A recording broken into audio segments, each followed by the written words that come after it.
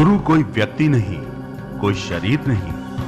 गुरु एक तत्व है, एक शक्ति है।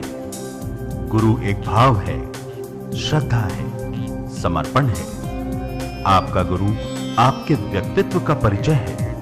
वो इतने महान और इतने ज्ञानी हैं, इतने विद्वान हैं कि मैं मतलब शब्दों में बता नहीं सकती जी। लग रहा है कि हमारी समस्याएं दूर होंगी, ऐसा लग रहा है, और इसी आशा के साथ हम यहाँ पर हैं। बहुत सुना है आचार्य जी के बारे में, बस मिलना है उनसे और लाभ लेना है। उम्मीद है कि सब कुछ पॉजिटिव होगा। मैं आई हूँ तो मैं तो बहुत कुछ सीख के ही जाऊंगी। कल भी मैंने कुछ सीख के गया है। मैं घर में जाके वैसा करी थी, लेकिन उतना अच्छा नहीं हुआ जितना उन्होंने बताया। टीवी में इनका कार्यक्रम देखती थी ना, टीवी के कार्यक्रम देखने से मैं प्रभावित हुई हूँ और यहाँ तक पहुँची हूँ। नेपाल में भी उनका बहुत लोग प्रभावित हुए हैं कि मुझे पता चला है कि नेपाल में भी लोग उनके बहुत सारे फैन है, क्योंकि मैं भी नेपाल से ही हूँ। ये इतना ज़्यादा मतलब लोगों तक जाना चाहिए।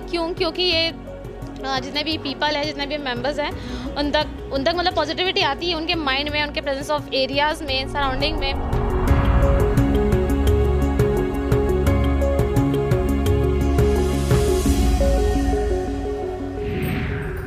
ये आत्मदर्शन साधना है। यहाँ आपके मनोरथ सिद्ध होते हैं, और सिद्ध होते मतलब भविष्य काल में नहीं, वर्तमान काल में। तुरंत दान महाकल्याण, अभी दीजिए अभी लीजिए, तुरंत है। और दीजिए क्या? सिर्फ और सिर्फ अपना समय। लोग कहते हैं भाई विश्वास करना, मन लगा के करना, ये काम ध्यान से करना, बहुत कोशिश करना कि आपका मन लग जाए। मैं कहता हूं बिल्कुल नहीं करना, लग ही जाएगा। ये आपकी अपनी साधना है। इस साधना में मनोरथ सिद्ध होंगे, आपकी अभिलाषाएं पूर्ण होंगी, आपकी मनोकामनाएं पूर्ण हो जाएंगी। सिर्फ इतना ही नहीं, आप खुद को जान पाएंगे। और ये बड़ा काम है। जो बहुत बुद्धिमान वर्ग है, जो बहुत शिक्षित लोग हैं, जो अपने को बहुत बुद्धिजीवी समझते हैं, वो भी खुद को जान तो नहीं पाए। मैं आज भी पूछता हूँ, हु आर यू? एक बार हाथ उठाएंगे, कौन कौन हु आर यू का जवाब देने वाला है? 1 2 3 4। जितने भी लोग बैठे हैं उनमें से कितने लोगों को अपना नाम नहीं पता? मैं पूछ रहा हूँ हु आर यू, तो आप लोगों में से कितने लोग हैं जो बताने वाले हैं मुझे? बहुत। इसमें कोई संकोच थोड़ी है, ये कोई शर्म का विषय थोड़ी कि यार हम अपने बारे में बोल नहीं सकते, अपने बारे में बता तो सकते ना, अपना नाम तो बता ही सकते हैं। हु आर यू जब कहा जाता है तो ये बहुत छोटा शब्द है, लेकिन जैसे हु एम आई जब बोलते हो ना, यही प्रश्न अपने से करना, हु एम आई, तो तुम्हें बहुत जवाब मिलेंगे, बहुत बड़े बड़े जवाब मिलेंगे। फिर आपको वो मिलेगा जो वास्तव में आपको समझना चाहिए। हु एम आई, मैं कौन हूं? एक बार आप सब लोगों में से कुछ लोगों से मैं चाहता हूं कि अपने कल के अनुभव मुझे बताएं। शर्मा जी एक बार माइक देंगे, सिर्फ 2 मिनट की बात करेंगे। आपके अनुभव से मुझे ये पता लगेगा कि हम आज आपको जो साधना कराने वाले हैं उसमें क्या आवश्यकता है, कितनी एनर्जी, कितनी ऊर्जा, कितनी शक्ति बढ़ानी है, वो पता चलेगा। और जो लोग भयभीत हैं उनको लिए भाई बड़ी अच्छी बात। भय किस बात का है? क्यों डरते हो? कुछ लोगों का कल डर था कि मैं चेन से गिर न जाऊं, कहीं कुछ ऐसा न हो जाए। अरे भाई कोई संभालने वाला है, कोई गिरा क्या? परम पिता परमात्मा है आपके साथ। माँ बाप अपने बच्चों को गिरने देते हैं क्या? उस ईश्वर की गोद में बैठे हो आप। यकीन भी मत करना, तुम हो जाएगा। बस चिपके रहना इस सीट के साथ, कोशिश करना आपको जो भी इंस्ट्रक्शन दिए जाए वो फॉलो करें।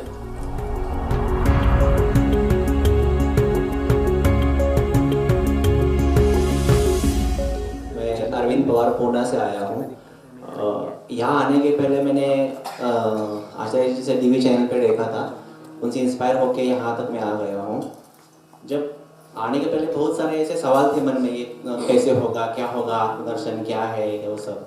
लेकिन कल जब एक अनुभूति ऐसी हो गई कि पता नहीं कि कल से सब एकदम पॉजिटिव चेंजेस आ रहे हैं। मतलब कहाँ भी जाओ तो ये मैं कर सकता हूँ, कहाँ भी जाओ तो ये कर सकता हूँ। कुछ लोगों को देखता हूँ तो ये लोग कैसे सक्सेस हो गए, ऐसे मन में सवाल आ रहे थे कल से। लेकिन अब पता चल रहा है कि मैं भी उन लोगों के जैसा कर सकता हूँ, सक्सेसफुल बन सकता हूँ। मतलब एक डाउट था, होगा क्या नहीं होगा, हो गया क्या नहीं होगा, लेकिन अब कुछ डाउट नहीं है। माइंड पूरा क्लियर हो रहा है कि अब होगा और बिल्कुल ही होगा। बस। बहुत बढ़िया। जब आप ध्यान कर रहे थे, जब आपको साधना में बिठाया गया, जिसको जनरल भाषा में सब ध्यान मेडिटेशन समझते हैं केवल, तो उस समय कोई ऐसा अनुभव हुआ आपको? हाँ, मैं थोड़ा मतलब ये शरीर मैं शरीर हूँ ही नहीं ऐसा लग रहा था। मतलब एकदम हल्का। बहुत सुंदर, ध्यान से देखो। मैंने तो पहले कभी भी अटेंड नहीं किया ऐसा प्रोग्राम, बट कल फर्स्ट टाइम मैं मतलब यकीन भी नहीं करती थी कभी कि ऐसा कभी कर सकता है या हो सकता है। बहुत सुंदर। बट जब वो फर्स्ट जो था आपने जो बोला कि एनर्जी बढ़ाएंगे और आप में से 60% लोग मेरे कंट्रोल में है, तो मुझे सच में लगा कि मैं किसी के कंट्रोल में हूँ, क्योंकि मैं चाह रही थी कि मेरे हाथ हिलाऊं या कुछ करूँ, कुछ नहीं हो रहा था। मेरे मतलब हार्ट बीट्स बहुत तेज बढ़ रहे थे, ऐसे लग रहा था कि अभी कुछ तो होने वाला है। पूरा मतलब जैसे तुम्हारा होश उड़ जाता है उस टाइप कुछ तो हुआ था जी। आपका अनुभव बहुत आवश्यक था इस बात को जानने के लिए कि आपके अंदर के टिश्यूज में कहीं तो कुछ ऐसी ग्रंथि है, कोई तो ऐसी गांठ है जो भी खुलनी बाकी है। क्यों आप मूल्यवान नहीं हो रहे? क्या कमी है आपके अंदर? वो सब कुछ तो लेके बैठे हो जो दूसरों के पास है। कोई आसमान में है, कोई जमीन में है, कोई बहुत सफल है, कोई बहुत असफल है। एक बच्चा स्कूल में टॉप करता है, उसी क्लास में दूसरा बच्चा फेल हो जाता है, और हम कहते हैं ये पढ़ता नहीं है। क्यों? मन नहीं लगता। क्यों? ये पढ़ना नहीं चाहता। तो ऐसे कुछ बच्चों पर मैंने रिसर्च किया और उनसे बात किया, तो पता चला कि वो चाहते हैं पढ़ना। वो वास्तव में उन बच्चों से अगर हम बात करें, कुछ बच्चे पीछे बैठे हैं, आप लोगों में से कितने ऐसे बच्चे हैं जो पढ़ना ही नहीं चाहते? आप सब बहुत छोटे हैं, सिर्फ इतनी बात समझेंगे। एक बार हाथ उठाना। तुम लोगों में से कोई ऐसा बच्चा है जो पढ़ना नहीं चाहता? वो हाथ उठाएगा। जो चाहता है स्कूल से छुट्टी करवा दी जाए। वैसे तो आप स्कूल में है नहीं, लेकिन चलो कोई नहीं। हाँ प्लीज, यस प्लीज, कराते हैं आज आपकी छुट्टी। अपना नाम बताएं, कहाँ से आए हैं? हर्षिता, भोपाल से। भोपाल से आई है हर्षिता नाम है, बहुत सुंदर। बताएं क्या चाहती हैं आप? ज़्यादा पढ़ना ना पड़े। ठीक है, ठीक है। तुम पढ़ना ही नहीं चाहती या तुम्हारा पढ़ने में मन नहीं लगता? मन नहीं लगता। तुम पढ़ना चाहती हो? हाँ। हम तो यही कह रहे थे कि जो बच्चे छुट्टी कराना चाहते हैं वो भी पढ़ना तो चाहते हैं, लेकिन मन नहीं लगता। क्यों? पता नहीं, वो आप जान के जाओगे। वही साधना है। मन आपके पास है ना, आपके अपने अंदर है, तो ये तो आपके हाथ में है। यही तो आप सीखने आए हो कि मन को आप अपने हिसाब से कैसे चलाएं। बैठे, बहुत बहुत सुंदर। मन सोर महीप नहीं, मन सोर महीप नहीं, ग्रग सो नहीं दीवान,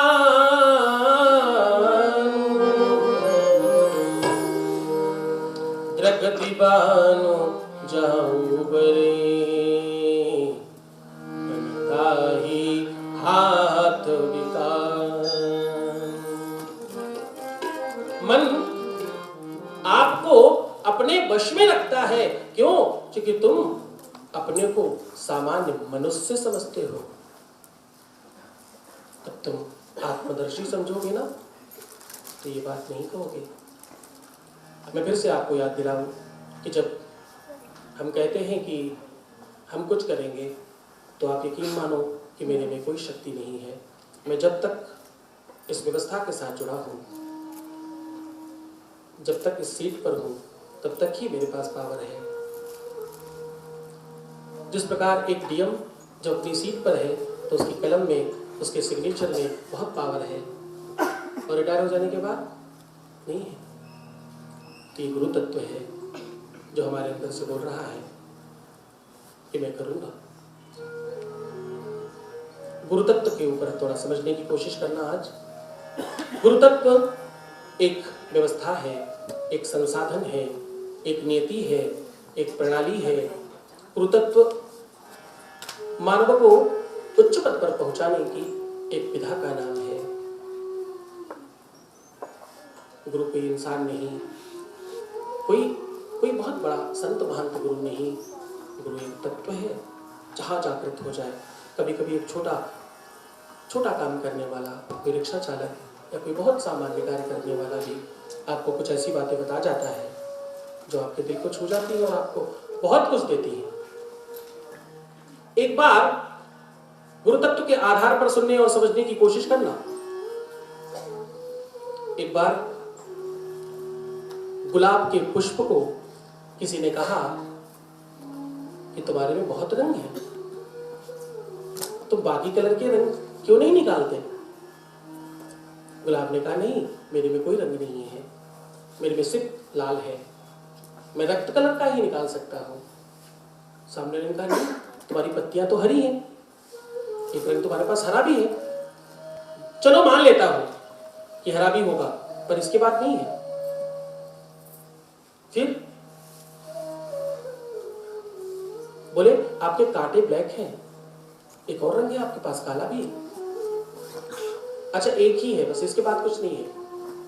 हाँ, आपकी अंदर की जो लकड़ी है वो सफेद है, हाँ, पर इसके बाद कोई रंग नहीं है। उस व्यक्ति ने उस गुलाब के पेड़ की बीच की जो टहनी थी उसे काटा और कुछ और जोड़ दिया। कुछ दिनों के बाद उसमें दूसरे रंग का गुलाब निकला, फिर कुछ और निकला। गुलाब को विश्वास हो गया कि मेरे अंदर और भी रंग हैं। उसने बहुत रंग के गुलाब निकालने शुरू कर दिए। आज हमारे पास बहुत सारे रंग के गुलाब अवेलेबल हैं। पर इसके पीछे का तथ्य बताऊं, वो जो गुलाब को जगाने वाला व्यक्ति था वो कोई संत, महंत, पुजारी, सिद्ध, पंडित नहीं था, कोई गुरुजी भी नहीं थे, वो एक माली था जिसने उसको काट के कलम किया था और बताया कि देखो तुम्हारे अंदर ऐसा हो सकता है।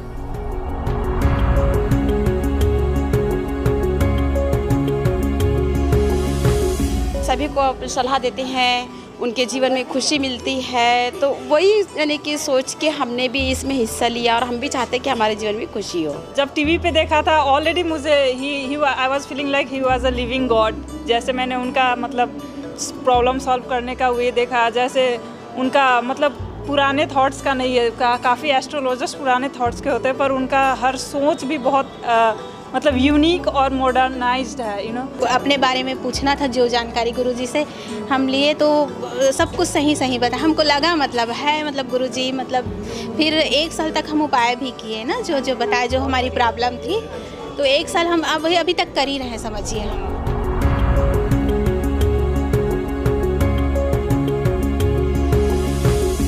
जिन लोगों को ये पता है शरीर में 7 चक्र होते हैं, जिन लोगों को ये पता है कि आपके अंदर 5 तत्व पाए जाते हैं, उन लोगों को एक और बात पता होनी चाहिए कि आप अकेले नहीं हो, आपके अंदर 5 शरीर भी हैं। 5 तत्व तो पता है, भूमि, आकाश और जल। आप लोग बोलते रहो, मैं भूलूंगा नहीं।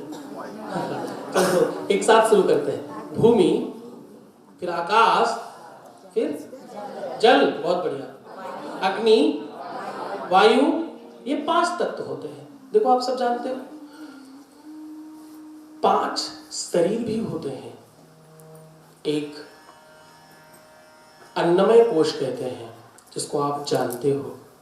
आपको पूछा जाए आप कहाँ हो तो आप बोलोगे ये आपका अन्नमय शरीर है। कम खाने पे दुबला और ज्यादा खाने पे मोटा। अनाज से बना हुआ ना, अन्नमय शरीर है, अनाज से बनता है। कम खाने पे दुबला और ज्यादा खाने पर मोटा होता है। ये सामान्य बात है। फिर इसके और बड़े कारण हैं, इसकी और शाखाएं खुलती हैं, उस पर भी हम चर्चा करेंगे। दूसरा शरीर है आपका प्राणमय शरीर। प्राणमय कोश बोलते हैं उसे, प्राण। अब देखो ये हु आर यू का जवाब है। आप वो प्राण हो, और कल जो आप कर रहे थे उस प्राणमय ऊर्जा को आप ऊपर उठाने की कोशिश कर रहे थे, इसलिए आप बेहोश हो रहे थे। क्यों? जब प्राण आप में है ही नहीं तो शरीर कैसे काम करेगा? आप सो नहीं रहे थे, आप अपने प्राणों को ऊपर उठा रहे थे। आप अपने प्राणों को नीचे से ब्रह्मांड तक ले जाने की कोशिश कर रहे थे। अनजाने में, पता थोड़ी था आपको कि आप ऐसा कर रहे हो। हाँ? तो अंदर दूसरा शरीर है वो प्राणमय शरीर है। फिर तीसरा शरीर है मनोमय कोश। मनोमय कोश आप समझते होंगे मन को कहते हैं। नहीं नहीं, ऐसा बोला जा सकता है। मनोमय कोश कहते हैं आपके सबकॉन्शियस माइंड को। इस सबकॉन्शियस माइंड को हिंदी में क्या कहते हैं, कौन बताएगा? अचेतन। हाँ, बिल्कुल सही, ऐसा मन कह सकते हैं। तो है मन, पर वो अचेतन मन है। अचेतन क्यों? अचेत होना किसको कहते हैं? जो बेहोश पड़ा हो। मैं अचेत हूं, है ना? तो तुम्हारा अचेतन मन जागृत हो रहा है। क्या हो रहा है? कोई बेहोश पड़ा है आपके अंदर, तीसरा शरीर। उस शरीर को आपने कभी ध्यान ही नहीं दिया, आपको पता ही नहीं उसके बारे में। आप तो अन्नमय शरीर में ही खूब फेयर एंड लवली भैंस को लगाओ तो वाइट हो जाती है। दुबई से जीत गई, मलेशिया से जीत गई, धूप में जाओ चाहे बरसात में जाओ, सुंदरता बरकरार रहती है। तो आप सिर्फ अन्नमय शरीर को चिकना करने में लगे हैं, सुंदर बनाने में लगे हैं। बाल काले करना, स्किन को और चमकदार बनाने की व्यवस्थाएं करना। तीसरा शरीर आपका मनोमय कोश है, अचेतन मन जो अचेत पड़ा है, उसे चेतना देनी है। इस पर कभी नहीं सोचा आपने? आप यहां सोच रहे हैं, इस पर आप ये काम कर रहे हैं। और इसकी और एक खास बात, जो आपका प्रेजेंट माइंड है, फिर ये तो सबकॉन्शियस माइंड है जिसे आप जानते ही नहीं थे। जो प्रेजेंट माइंड है, कल बताया था ना, वो कितने % काम करता है? तो सब जान गए, इतनी अच्छी बात है। स्टूडेंट अच्छे हो तो पढ़ाने वाले को मजा आता है। ये बात सुन के टीचरों को बहुत अच्छा लग रहा होगा, हमारे मन की बात है। तो 4% को आप हमेशा यूज करते हैं, जो आपका प्रेजेंट माइंड है, जिसको आप बार बार कहते हैं बुद्धिमान। वो 4% ही है। 96% आपका वो अचेतन है, जिसके पास सारा स्टोरेज है, जिसके पास पूरी की पूरी व्यवस्थाएं लेकर के बैठा है। वो क्या लेके बैठा है? वो ताकत लेके बैठा है। कौन सी ताकत? अब ध्यान से समझना, अब तुम्हारे मतलब की बात होगी यहां से। अभी तक तो वेद और पुराण, अब तुम्हारे मतलब की बात है यहां से। एक जो लोग जिम जाते हैं उनको पता चलेगा।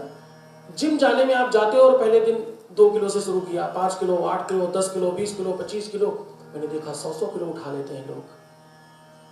तो 100 किलो उठाने वाले से मैंने पूछा, तुमने ऐसा क्या किया है भाई, तो तुम 100 किलो उठा लेते हो, मेरे से नहीं उठता? तो बोला मैंने अभ्यास किया है। क्या किया है? अभ्यास किया है।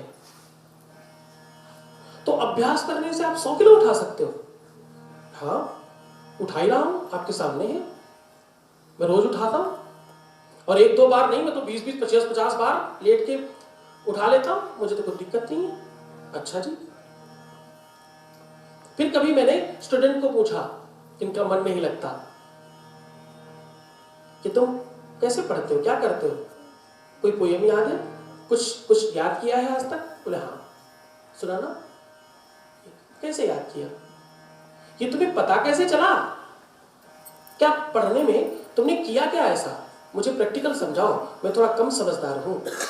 बोले सीधा सब कहूं तो आचार्य श्री मैंने अभ्यास किया है, कुछ 2 4 6 बार रट लिया है, फिर मुझे याद हो गया। सामान्य भाषा में कहें तो याद करना मतलब कोई चीज भूल गए थे। आपको मैं दिल्ली में मिला था, दिल्ली में, हाँ याद आ गया, बिल्कुल मिले थे, हाँ मिले थे हम आपसे, याद आ गया मतलब आप भूल गए थे, था तो अंदर ही, बाहर निकाला है अभ्यास करके। वो 100 किलो उठाने वाला, उसकी ताकत तो अंदर थी, उसने अभ्यास करके बाहर निकाली है। दुनिया की सारी लैंग्वेज, दुनिया की सारी विद्याएं, जितना मैक्सिमम ताकत हो सकती है वो ताकत, और वो सब जो तुम सोच सकते हो, जो नहीं सोच सकते, वो सब स्टोर है उस सबकॉन्शियस माइंड में। तुमने अभ्यास नहीं किया, तुमने बाहर नहीं निकाला उसे, और ये बात आपको पता नहीं है जब तक कि वो तुम्हारे अंदर ही है, तब तक तुम उसे ये सोचते हो मुझे याद करना पड़ता है। बहुत सारी फाइलें हैं ना, जब कंप्यूटर से कोई वैसी फाइल निकालनी हो तो सर्च बटन लगा के फिर टाइप करें तो वो सामने आ जाती है। बस वैसे ही तुम्हें अपने मतलब की फाइलें सामने निकालना सीखना है। वो कैसे? आत्मदर्शन साधना से। तो अगर अभ्यास करके 100 किलो उठाया जा सकता है, अगर अभ्यास करके जो तुम्हें नहीं आता उसे याद किया जा सकता है, तो अभ्यास करके तुम सुखी क्यों नहीं हो सकते? बोलो हाँ जी ना जी। अच्छा, कुछ ही लोग चाहते हैं, कुछ लोग चाहते नहीं, हम जैसे वैसे रहना। कौन कौन नहीं चाहता सुखी होना? सब चाहते हैं ना, तो बोलो एक साथ भाई। आवाज हमें बताया था, मुझे कम समझता है, जल्दी नहीं सुनता मुझे, क्योंकि ये लोग बगल में बजाते रहते हैं, इसलिए मुझे आप तेज बोलोगे तो ही सुनाई पड़ेगा। हाँ जी ना जी, हाँ जी। ये बात बहुत बढ़िया, अब लग रहा है हम साथ साथ हैं।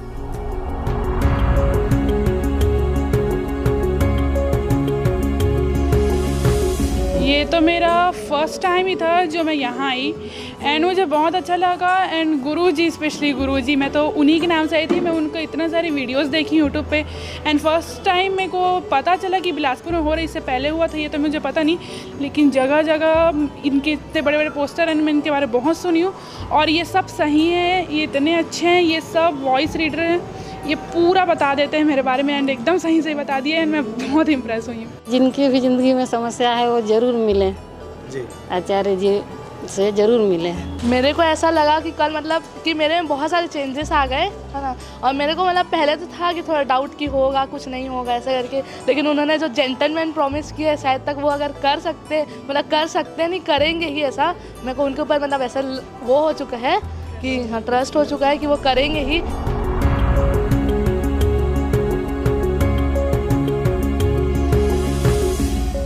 हमेशा मुस्कुराओ, हमेशा प्रसन्न रहो, हर हाल में, हर व्यवस्था में।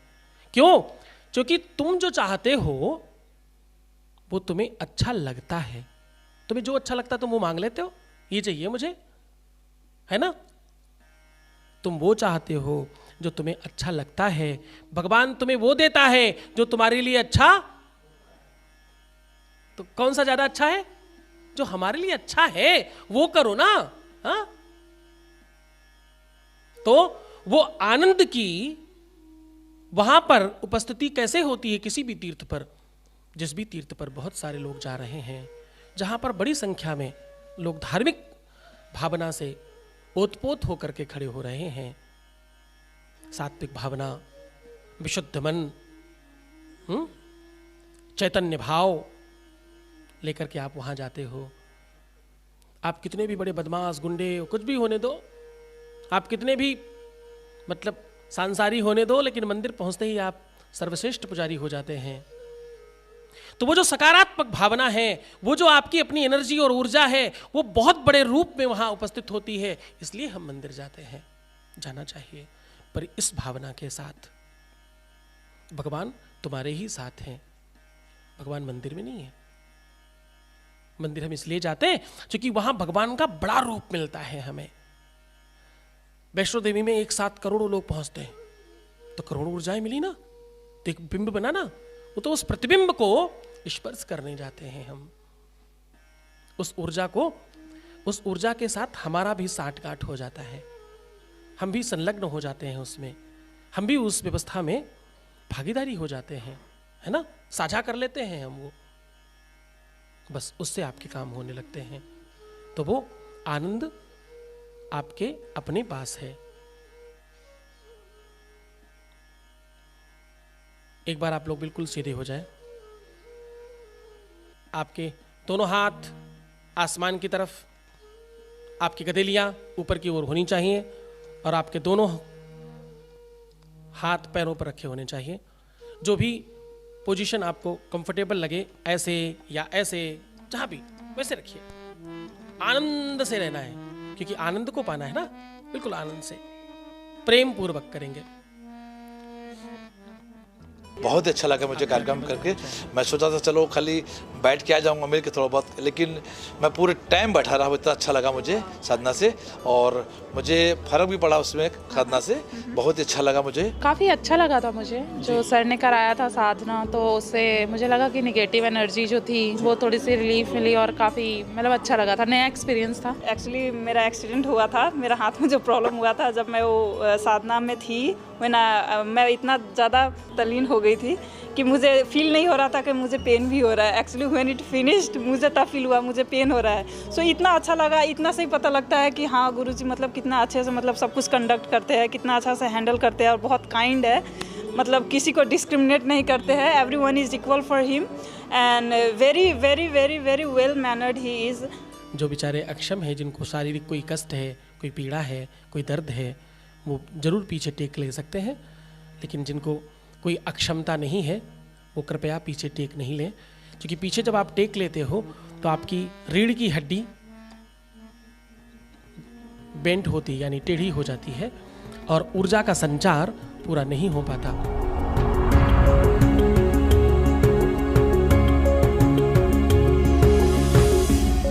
जय सद्गुरुनाथ।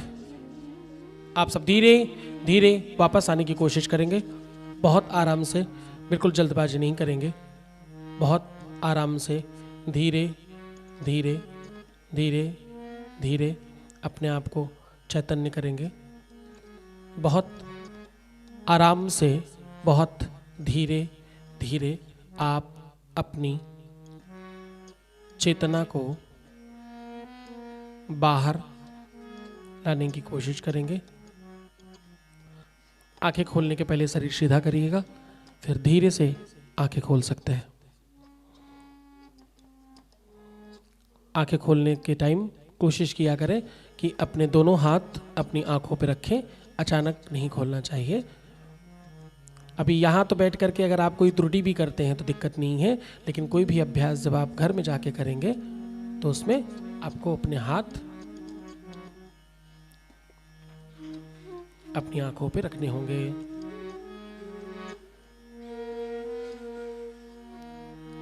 कैसे हो?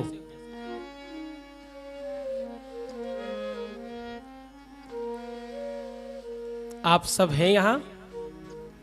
जी कि ना जी? हाँ जी, बहुत बढ़िया।